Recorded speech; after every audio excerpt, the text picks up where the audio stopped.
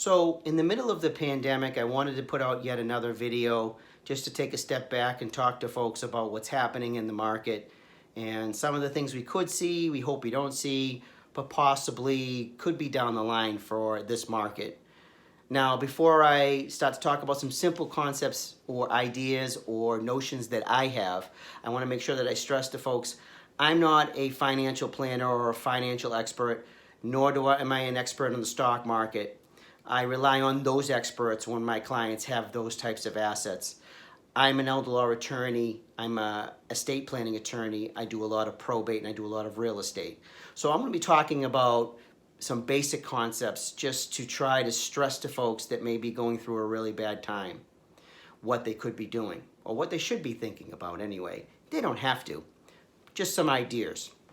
So having lived through the crash of 2007, 2008, we've seen a crash of the real estate market as well too. And while we hope that that's not the case, and I suspect that it won't be the case, I think there's a lot of pent-up energy right now with everything being shut down, that folks will get back to business again once everything starts to open up. But some things to think about. For those who still have their jobs, great. What I would encourage you to do is cross-train, use this time to learn more, use this time to learn more about technology because the world is going to be changing as we know it because of this pandemic. And this might be one of some others down the line. We don't know that. This particular virus may spike again. We don't know that. What we do hope is that our government learns from this and there are instruments put in place to try to prevent this from happening again. But in the here and now, for those that have their jobs, great. Use this time, learn some technology, cross-train, and do everything you can to maintain your expenses and maintain your home. For those that have lost their jobs, you may be laid off or you may be furloughed. There's a difference. Layoff means that you're not coming back to your job again. Furlough means that it's kind of a suspension of your job, right? That you very well may be called back again. In any event, what I would encourage those folks to do is something very simple, and that is stay hungry. Don't sit back and collect the benefits that are being given to you without working toward improving your situation down the line. Remember, eventually this market is going to come back again. Eventually things are going to open again. And when that happens, you want to be in the best position that you can to move forward and not rely on everybody else. Always my notion is you don't sit back and wait for folks to give you something. You're always staying hungry. So my suggestion to you is get in front of people on social media. And one of your best platforms that you can learn about is LinkedIn. If you don't know about LinkedIn or if you're not there, my encouragement is to get on it and learn it and make contacts there.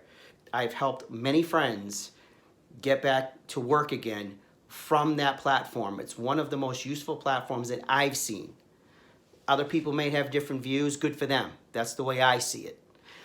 Also, make sure that you have all of your credentials updated. Your resume, make sure that you have a good cover letter, you have something good and strong with some strong wording in there, and get in front of people. Stay active, stay hungry, because when this comes back, and it will come back, you want to be in the best position that you can. Now, you have all of these car companies out there, banks, everybody saying that they care, and you're all in it together. Folks, they're not all in it together with you. The realization or the reality of the situation is these people come knocking for their money eventually. And you want to be in the best position to address the situation when they do come knocking. Now, what we can learn from the past, 2007, 2008, with the crash of the real estate market, we hope that it doesn't happen again, but a lot of things were happening back then. And similar to now with everything being shut down, like I say, once everything opens up, you hope that everything gets moving again in the right direction. But if it doesn't, what we saw in the real estate market especially kind of reflected what was going on in the society as a whole at that time. We saw a lot of foreclosures. Now, I'll get back to foreclosures in a minute and talk to you a little bit from the way I understand it. Once again, I'm not a banker, but I did see it on the front line, and I was on the front line quite a bit when that happened. We also saw that when folks fell behind in their mortgage or defaulted on their mortgage for whatever reason, right? It could be a physical upkeep of the property. It could have been payment of the mortgage. Usually it was payment of the mortgage back then. There were some other things that were happening. Now, one of the first things that I can think of would be if you fall behind on the mortgage, the bank is eventually going to come to you and look for its money that's owed to it. A lot of people back then in 2007, 2008 went through what we call a loan modification or a loan mod.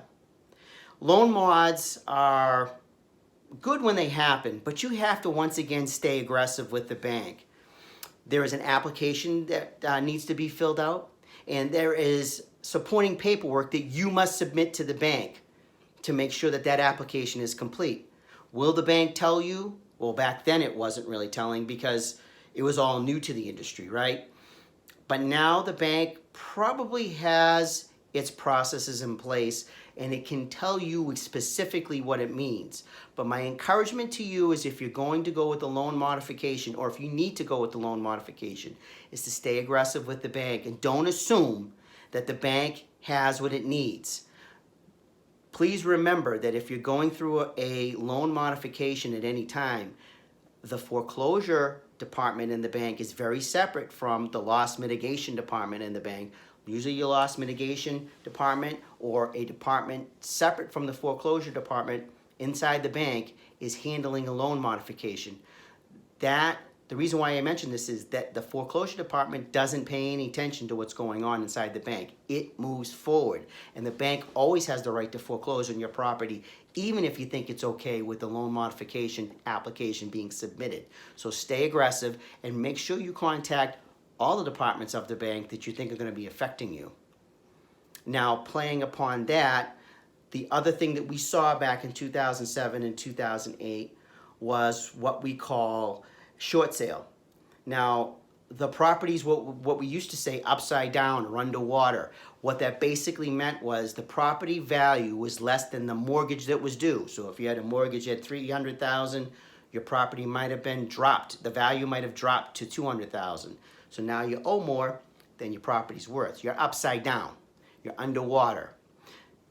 So what would happen at that point is folks would just elect to sell the property and work with the bank that they have, and the bank would accept less. So if your property was worth $200,000, you owe $300,000 to the bank would have to okay the payment of $200,000 and forgive the difference, which was $100,000. That's just an example, right? The loss mitigation department was the department that you would go to do that. And it's a whole process. And it was time consuming. And once again, you needed to stay aggressive. We did a lot of those back then. What else did we see? Well, the bank would give people options rather than foreclosure and any of those other options we talked about so far, which was a deed in lieu of foreclosure. Now, a deed in lieu of foreclosure just basically means is that you sign over a deed to the bank, you sign over your title to the bank, and the bank doesn't have to go through the whole foreclosure process. It just takes over your property and makes the sale. That's fine, but the problem that some people were having is if the bank recovered more than what was due to it, then the bank got to keep the equity that it was gaining from the deed over. But some people did that. They elected to do that, and for some of them, it fared better for their credit scores, right? Because the credit score is the first thing that gets hit. So that was another option that was happening.